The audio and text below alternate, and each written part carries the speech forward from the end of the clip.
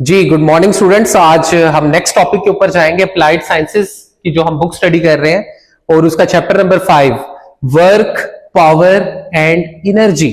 Last lecture मेरा power के ऊपर था। आज हम तीसरी चीज जो कि एनर्जी है उसको डिस्कस करेंगे। तो दोबारा मैं रिपीट भी करवाता हूं बार बार आपके, ताकि कॉन्सेप्ट्स क्लियर रहे। वर्क क्या होता है कि आप किसी ऑब्जेक्ट पे कोई एक्सटर्नल फोर्स लगाएं, उसको आप पुश करें या पुल करें, खींचें उसको, तो जो डिस्टेंस वो कवर करेगा due to that external force, कोई ना कोई एनर्जी एक्सर्ट करेगा इंसान अपनी बॉडी के ऊपर, तो वो कहलाता है बेसिकली वर्क डन। आपने कोई फोर्स लगाई, किसी चीज को पुश किया या पुल किया, उससे जो उसने डिस्प्लेसमेंट आई, चेंज आई, तो वो बेसिकली कहलाता है वर्क। कितने टाइम में वो वर्क हुआ वो कहलाएगा पावर। और आज हम तीसरी चीज सीखने को जा रहे हैं, वो क्या है? एनर्जी। एनर्जी बेसिकली है कि capacity of the body to do work, कितनी कैपेसिटी रिक्वायर्ड होगी बॉडी को वो काम करने के लिए, वो आपकी क्या कहलाएगी? बेसिकली एनर्जी कहलाएगी। तो एनर्जी की डेफिनेशन यहां से सिंपल सी क्या बन गई? It is the capacity of a body to do work. अब एनर्जी की अगर हम एग्जाम देखें तो बहुत ज्यादा सारी है। वो केमिकल एनर्जी हो सकती है, वो सोलर एनर्जी हो सकती है, बहुत सी एग्जाम है एनर्जी की, बहुत सी फॉर्म में एनर्जी एग्जिस्ट करती है। लेकिन हमारे लिए जो यूजफुल है अकॉर्डिंग टू द फिजिक्स, तो जो हमारे इस चैप्टर के लिए यूजफुल जो वो है दो टाइप्स की एनर्जी, जो कि मैकेनिकल एनर्जी होती है, वो दो टाइप्स की है। Mechanical energy basically two types की होती है। वैसे तो एनर्जी बहुत सी फॉर्म में, मैं दोबारा बता रहा हूं, एग्जिस्ट करती है, लेकिन मैकेनिकल एनर्जी वो टू टाइप्स की होती है। वो होती है काइनेटिक एनर्जी, जो कि हम ज्यादातर पढ़ते भी हैं, और दूसरी होती है पोटेंशियल एनर्जी। तो आज हम इन दोनों एनर्जीज के बारे में सीखेंगे कि व्हाट इज काइनेटिक एनर्जी और व्हाट इज पोटेंशियल एनर्जी। तो काइनेटिक एनर्जी आपके पास क्या होती है? Energy possessed by a body due to its motion. जब भी कोई ऑब्जेक्ट आप एक जगह से दूसरी जगह डिस्प्लेस करेंगे तो बॉडी में क्या आएगा? मूवमेंट आएगी, डिस्प्लेस होगा, बॉडी मोशन में आएगी। तो उस दौरान जो आपकी एनर्जी पोजेस्ड होती है बॉडी में, वो कहलाती है आपकी काइनेटिक एनर्जी। आज हमने इसका फार्मूला तो हम अक्सर याद होता है हमें कि हाफ एम वी स्क्वायर है। आज हम इसको ड्राइव करके देखेंगे कि कैसे ये हाफ एम वी स्क्वायर निकलता है, क्या इसकी कैलकुलेशन है, कैसे हम इसको मतलब कि कैलकुलेट करके सॉल्व करते हैं। तो आज हम इसकी कैलकुलेशन सीखेंगे। तो आपके पास सबसे पहले कंसीडर कर लें कि आपके पास एक बॉल है, ये अभी रेस्ट पोजीशन पे बॉल यहां मौजूद है, ये इसकी रेस्ट पोजीशन है। अब आपने इसको मूव कराया, आपने इसको हल्का सा पुश किया इस डायरेक्शन में, ये फोर्स लगाई, तो ये बॉल क्या हुई? डिस्प्लेस हुई। डिस्टेंस को हम एस से डिनोट करेंगे, डी भी लिख सकते हैं आप, एस से भी लिख सकते हैं, इट्स अप टू यू। तो हमने डिस्टेंस को एस से डिनोट कर दिया कि यहां से हमने फोर्स लगाई इस बॉल पे, इसको हल्का सा पुश किया, तो ये बॉल यहां से मूव करके किधर चली गई?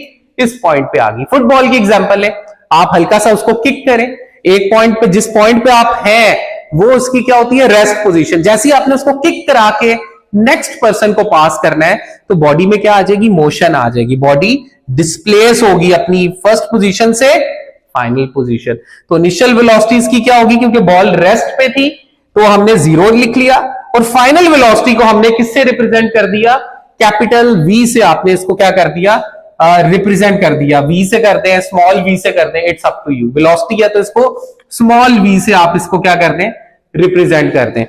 अब आपने क्या करना है? वर्क डन का क्या फार्मूला होता है? Work done basically it is the product of force and displacement. बार बार हम इसको सीख रहे हैं, और आज हमने डिस्प्लेसमेंट को किससे रिप्लेस कर दिया? डी को एस से रिप्लेस कर दिया। क्यों किया वो भी आगे जाके हम पढ़ते हैं। तो according to the Newton second law of motion, force किसके इक्वल होती है? फोर्स इक्वल होती है मैस और एक्सेलरेशन की। ये न्यूटन का सेकंड लॉ ऑफ मोशन है, हमें बताता है कि force is equal to mass and acceleration. तो इसी तरह एक न्यूटन की third law, third equation of motion, वैसे तो इसकी तीन इक्वेशंस है, फर्स्ट इक्वेशन है, सेकंड इक्वेशन है और एक थर्ड इक्वेशन है। हमने यूज करनी है न्यूटन की वो इक्वेशन जिसमें टाइम का इसमें जिक्र ना हो। बाकी दोनों इक्वेशन आपको पता है कि वो टाइम के साथ रिलेट है। फर्स्ट इक्वेशन क्या है कि फाइनल वेलोसिटी इक्वल होती है V I plus A T, but उसमें टाइम आ जाता है। इसी तरह सेकंड इक्वेशन में भी आपको पता है कि V I T plus half A T square, उन दोनों में टाइम का जिक्र है। ऐसा हमने यहां कोई टाइम का जिक्र नहीं किया कि कितने टाइम पे बॉल यहां तक पहुंची, just we deal with the velocity कि कितनी वेलोसिटी या कितना डिस्प्लेस किया फोर्स लगाने की मदद से बॉल ने स्टेशनरी पोजीशन से अब इस पोजीशन पे आ गई, उसने पोजीशन को क्या किया, चेंज किया अपनी। तो हम थर्ड इक्वेशन यूज करेंगे जिसमें एज सच टाइम का कोई जिक्र नहीं है।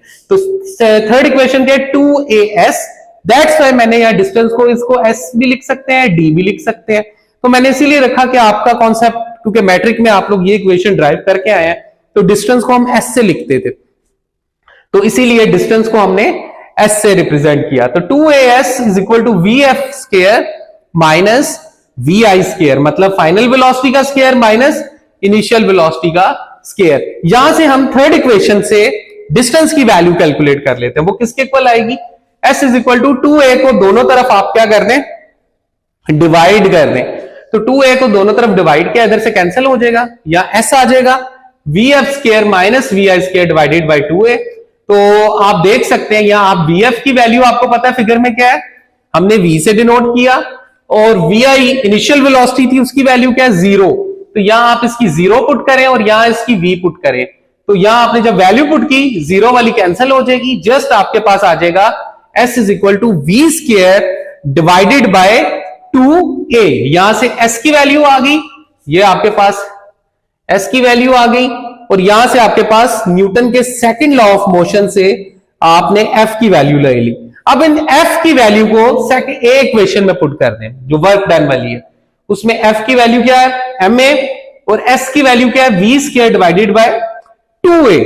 ये वैल्यू आपने इस इक्वेशन में पुट कर देनी। f दोबारा से देख ले, f की सेकंड लॉ ऑफ मोशन से ma, और s की वैल्यू क्या निकली है, v square divided by 2a। अब ये वैल्यूज आपने पुट की, ma f की जगह पुट कर दिया और s की जगह v square divided by 2a, तो a यहां से कैंसिल हो जाएगा, आपके पास रिमेनिंग इक्वेशन बच जाएगी mv स्क्वायर बाय 2। और यहां आपको पता है कि बॉडी मोशन में है, तो कौन सी एनर्जी पोजेस्ड हो रही है बॉडी में, काइनेटिक एनर्जी। तो work done is possessed due to by kinetic energy. तो हम वर्क डन को रिप्लेस कर सकते हैं किससे, काइनेटिक एनर्जी से। और यहां काइनेटिक एनर्जी किसके इक्वल आ गई, mv स्क्वायर बाय 2, या लिखने या हाफ mv स्क्वायर। तो ये हम अक्सर डायरेक्ट लिख देते हैं हाफ mv स्क्वायर, बट इसकी ये प्रॉपर डेरिवेशन है जो आज हमने सीखी by using Newton second law of motion and Newton third equation of motion. We can calculate the value of kinetic energy, जो कि हमारे लिए यूजफुल है। और ये एनर्जी की पहली टाइप थी, मैकेनिकल एनर्जी की पहली टाइप थी जो हमने स्टडी की। अब सेकंड यहां क्या थी, पोटेंशियल एनर्जी। अब हम वो सीखने जा रहे हैं, वो हम इस साइड पे आएंगे, हम इसको देखेंगे कि व्हाट इज पोटेंशियल एनर्जी। तो पोटेंशियल एनर्जी की क्या डेफिनेशन है, energy possessed by a body due to its position. दोनों में फर्क क्या हुआ, इसमें energy possessed due to its motion, कि मोशन में आने की वजह से जो बॉडी में चेंज आई वो हमने कैलकुलेट की, और ये क्या है कि पोजीशन में चेंज आने की वजह से जो एनर्जी पोजेस्ड होती है बॉडी में, it is called potential energy. अब पोटेंशियल एनर्जी की बहुत सी एग्जांपल हो सकती है, मैंने सिंपल सी एग्जांपल ली है। ये हमारे पास ग्राउंड है नीचे, हमने ग्राउंड से क्या किया, एक बॉल ली, पहले बॉल की ये पोजीशन थी, अभी बॉल किस पे, रेस्ट पे। अब मैंने इस बॉल को मूव करा के किसी हाइट पे ले आया, ये रेड कलर की बॉल है, मैंने अब पहले इसकी पोजीशन बिल्कुल वो ग्राउंड पे पड़ी थी, अब मैंने इसको बॉल को मूव करा के ग्राउंड से अबव एक किसी पोजीशन पे ले आया, तो वो ये पोजीशन है, उसकी कोई ना कोई हाइट मेरे पास होगी। अब जब आप इस बॉल को इस हाइट पे लेके आएंगे, तो जैसे ही आप इसको इस हाइट से ड्रॉप करेंगे, इस हाइट से, तो बॉल के अंदर अपनी due to its weight, due to its gravity, एक ग्रेविटेशनल फोर्स होगी जो उसको क्या करेगी, नीचे की तरफ पुल करेगी, खींचेगी।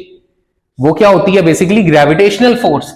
अब आप देख सकते हैं कि इस हाइट से अगर आप जैसी बॉल को छोड़े, ये इसकी अभी इनिशियल हाइट होगी, बॉल आपने जो रखी हुई है ये इस पोजीशन पे, जैसे ही आप इसको ड्रॉप करेंगे तो ball due to its weight and due to gravity वो किधर आएगी, अर्थ की तरफ क्या करेगी, मूव करेगी।